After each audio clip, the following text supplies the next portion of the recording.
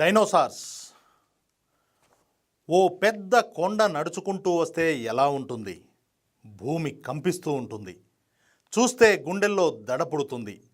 ఆ కొండకే ఓ నోరు, ఆ నోట్లో కూరల్లాంటి పళ్ళు ఉంటే ప్రాణాలు పైపైనే పోతాయి.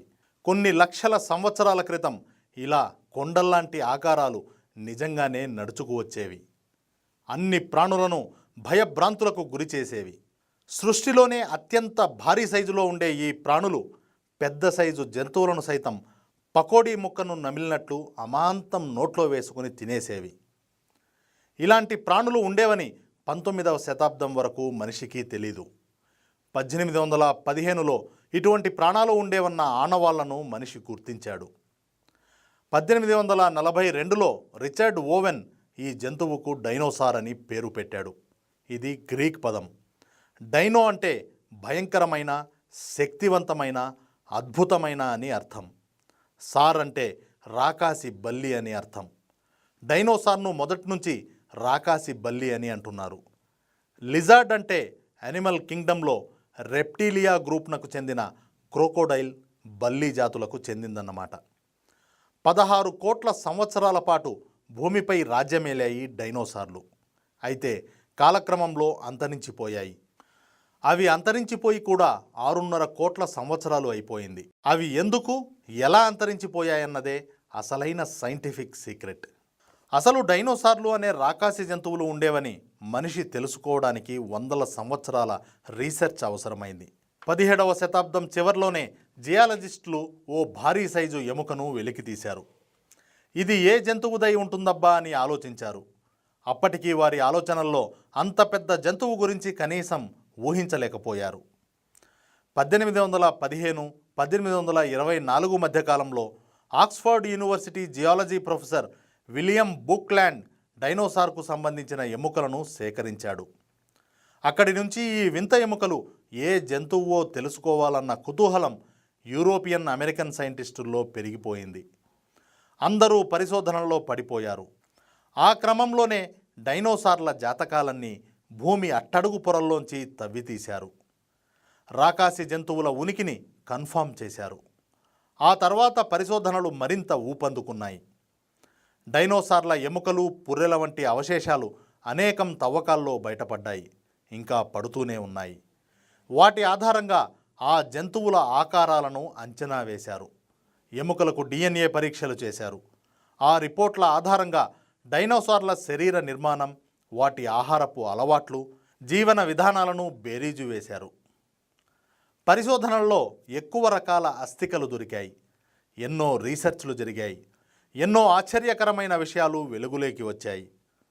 డైనోసార్ల విశ్వరూపం అప్పుడే మనిషికి తెలిసింది. డైనోసార్లు కేవలం ఒకే జాతి కాదని తేలింది. కొన్ని వందల రకాల డైనోసార్లు ఈ భూమి మీద బతికాయని తెలిసింది. వాటిలో ఒక్కో వెరైటీది ఒక్కో స్టోరీ. అవన్నీ తెలుసుకోవాలంటే లక్షల సంవత్సరాలు వెనక్కి వెళ్ళాలి. అప్పుడే కాలగర్భంలో దాగున్న టాప్ సీక్రెట్స్ వెలుగు చూస్తాయి.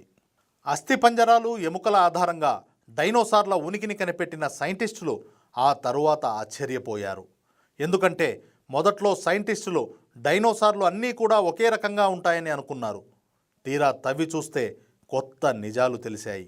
2008 సెప్టెంబర్ నాటికి 1047 రకాల డైనోసార్లను గుర్తించి వాటికి పేర్లు కూడా పెట్టారు. మరో 3400 రకాల డైనోసార్లు ఉన్నాయని అంచనాకు వచ్చారు. అయితే వాటిపై పరిశోధనలు ఇంకా పూర్తి కాలేదు. ఇన్ని రకాల డైనోసార్లలో ఒక్కో జాతికి ఒక్కో లక్షణం, ఒక్కో రకానికి ఒక్కో అలవాటు. కొన్ని రకాల డైనోసార్లు ఓన్లీ వెజిటేరియన్, కేవలం ఆకులు తిని బతికేస్తాయి. ఇంకో రకం డైనోసార్లు ఉన్నాయి, ప్యూర్లీ నాన్ వెజిటేరియన్ అన్నమాట. ఏ జంతువు కనిపించినా అమాంతం నోట్లో వేసుకుని నమిలి మింగేస్తాయి. ఈ 2 రకాల్లోనూ 2 కాళ్లతో నడిచేవి ఉన్నాయి, 4 కాళ్లతో నడిచేవి ఉన్నాయి. కొన్ని డైనోసార్లు ఆల్రౌండర్లు అన్నమాట. ఇవి అవసరాన్ని బట్టి 2 కాళ్లతోనూ 4 కాళ్లతోనూ నడవగలవు. ఇక కొమ్ముల డైనోసార్లున్నాయి.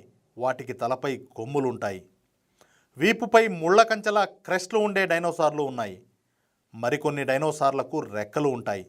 అవి పక్షుల్లా గాల్లో ఎగురుతాయి. ఇన్ని రకాల డైనోసార్లు ఈ భూమి మీద జీవించిన కాలం ఎంత భయంకరంగా ఉండేదో ఓసారి ఊహించుకోండి.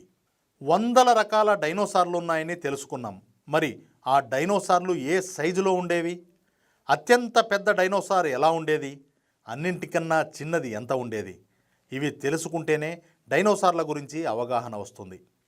డైనోసార్లు అన్నింటిలోకి సారోపాడ్ వెరైటీ డైనోసార్లు భారీ సైజువి. ఈ జాతి డైనోసార్లలో అతి చిన్న డైనోసార్ మిగతా జంతు ప్రపంచంలోని అతి పెద్ద యానిమల్ కన్నా కూడా చాలా పెద్దగా ఉండేదట. బ్రాకియోసారస్ జాతికి చెందిన డైనోసార్ చాలా పొడవైనది. దీని అవశేషాలను టాంజానియాలో 1907-1912 మధ్యకాలంలో కనుగొన్నారు. ఇది 12 మీటర్ల ఎత్తు, 22.5 మీటర్ల పొడవు ఉండేది. 30,000 కిలోల నుంచి 60,000 కిలోల బరువు ఉండేదని అంచనా. ఇంకో రకం డైనోసార్ 110 అడుగుల పొడవు, 59 అడుగుల ఎత్తు ఉండేది. ఇది నడిచి వస్తుంటే భూమి కంపించేది. అందుకే దీనికి సిస్మోసారస్ అని పేరు పెట్టారు. కాయోసారస్ రకం డైనోసార్ అయితే ఏకంగా 2,20,000 కిలోల బరువు తూగేదని అంచనా. కొన్ని డైనోసార్లు తలపై 3 కొమ్ములతో భయంకరంగా ఉండేవి. ఈ కారణంతోనే వీటిని ట్రైసెరటోడ్స్ అని పిలిచేవారు. టిరనోసారస్ అనే ఇంకో రకం డైనోసార్లు ఉండేవి. ఇవి కార్నివోరస్, ఆర్కియోప్టెరిక్స్ అనే పక్షి డైనోసార్లకు, పక్షులకు మధ్య వారధిగా చెప్తారు. కాంసోనాథన్ అనే డైనోసార్కు ఆర్కియోప్టెరిక్స్కు దగ్గర సంబంధాలు ఉండడమే అందుకు కారణం. థెరోపాడ్ డైనోసార్లకు, పక్షులకు మరింత దగ్గర పోలికలు ఉన్నాయని కనిపెట్టారు. థెరోపాడ్స్ కూడా మాంసాహారులే. శాకాహార డైనోసార్లలో సెరటోప్సియన్స్ అనే డైనోసార్లకు కొమ్ములు ఉండేవి. అయితే వీటి సైజులన్నీ కేవలం ఊహాజనితాలే. ఎముకలను పోగు చేసి వాటిని అస్థిపంజరాల రూపం ఇచ్చి దాని ఆధారంగా ఆ జంతువు సైజు అంచనా వేయడం కేవలం విజ్ఞానపరమైన గెస్వర్కే. భారీ సైజులో ఉండే డైనోసార్ల గురించి తెలుసుకున్నాం. మరి అత్యంత చిన్న సైజు డైనోసార్లు ఎలా ఉండేవి? డైనోసార్లలో అన్నింటికన్నా చిన్నది పావురం అంత ఉండేది. యాంకియోర్నిస్ అనే మరో రకం డైనోసార్ కేవలం 35 సెంటీమీటర్ల పొడవు ఉంటుందని గుర్తించారు. డైనోసార్లు కూడా సంఘజీవుల్లా కలిసి ఉండేవి. ఎక్కడికి వెళ్ళినా గుంపులు గుంపులుగా కలిసి వెళ్తాయి. బెల్జియంలో ఓ చోట డైనోసార్ల అస్థిపంజరాల గుట్టను వెలికి తీశారు. లక్షల సంవత్సరాల క్రితం అక్కడ ఓ లోతైన సరస్సు ఉండేదని కనిపెట్టారు. డైనోసార్లు గుంపులు గుంపులుగా వచ్చి పొరపాటున అందులో పడి మూకుమ్మడిగా చనిపోయాయని ఊహించారు. ఈ అంచనాతోనే డైనోసార్లు గుంపులుగా వెళ్తాయని కనిపెట్టారు. ఆహారం కోసం డైనోసార్లు గుంపులుగా వలసలు పోతాయని కూడా తేలింది. ఇక పిల్లలకు జన్మనివ్వడంలో డైనోసార్లన్నీ వెరీ గుడ్డే, అంటే అన్నీ అండజాలేనన్నమాట. అంటే గుడ్లు పెట్టి వాటిని పొదిగి పిల్లలను లోకంలోకి తెస్తాయి. క్రోకోడైల్స్, పక్షుల మాదిరిగానే డైనోసార్లు తమ పిల్లలు పెరిగి పెద్దయ్యే వరకు ఆహారాన్ని నోటికి అందిస్తాయి. ఈ ఆహారం కోసం పెద్ద డైనోసార్ల మధ్య భీకర పోరాటాలు జరిగేవని సైంటిస్టులు అంటున్నారు. 2 డైనోసార్లు పోరాడుకోవడం అంటే 2 కొండలు ఢీకొనడమే. నేలపై డైనోసార్లు కొట్టుకుంటేనే ఇలా ఉంది. ఇక ఆకాశంలోంచి ఎగిరి వచ్చే డైనోసార్లు ఒక్కసారిగా నేలపై వాలితే ఇంకెంత దారుణంగా ఉంటుందో. జీవ పరిణామ క్రమంలో డైనోసార్లు ఎక్కడి నుంచి వచ్చాయి? వీటి ముత్తాతలు, ఆ ముత్తాతలకు ముత్తాతలు ఎవరు? వీటి ఆరిజిన్ ఏమిటి అనేది ఇప్పుడు ఇంట్రెస్టింగ్ టాపిక్.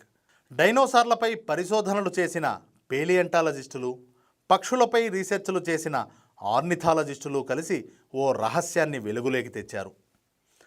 డైనోసార్లకు మూలం మాట దేవుడెరుగు, కానీ డైనోసార్లు మాత్రం ఇప్పటి పక్షులకు దగ్గర చుట్టాలని వాళ్ళు తేల్చారు. 1968లోనే మొదటిసారిగా థామస్ హెన్రీ ఓ అబ్జర్వేషన్ని ప్రపంచం ముందుంచాడు. ఇప్పటి పక్షులన్నీ డైనోసార్లేనన్నది ఆ థియరీ. థెరోపోడ్ అనే రకం డైనోసార్లకు రెక్కలున్నాయి. ఇదేమిటి, డైనోసార్లకు రెక్కలేంటి అని సైంటిస్టులు అటువైపు దృష్టి సారించారు. తీగలాగితే డొంకంతా కదిలింది. పక్షులకు డైనోసార్లకు మధ్య సారూప్యాలు చాలానే ఉన్నాయని తేలిపోయింది. పక్షుల్లాగే డైనోసార్ల గుండెలో కూడా 4 ఛాంబర్లు ఉంటాయి. పక్షులు నిద్రపోయే స్టైల్లోనే డైనోసార్లు రెస్ట్ తీసుకుంటాయి. గుడ్లు పెట్టే ముందు పక్షుల్లో ఒక రకమైన ఎముక తయారవుతుంది. దీంట్లో కాల్షియం చాలా ఎక్కువగా ఉంటుంది. గుడ్ల పైభాగాన ఉండే గుళ్ళ తయారీలో ఈ కాల్షియం ఉపయోగపడుతుంది. డైనోసార్లలోనూ ఇటువంటి ఎముక ఉందని తేలింది. మొత్తానికి అన్ని రీసెర్చ్లను క్రోడీకరిస్తే పక్షులన్నీ డైనోసార్ల నుంచే వచ్చాయని చెప్పొచ్చు. అయితే డైనోసార్లలో నాన్ ఏవియన్ డైనోసార్లు ఉండేవి. అంటే రెక్కలు లేని, ఎగరలేని డైనోసార్లు అన్నమాట.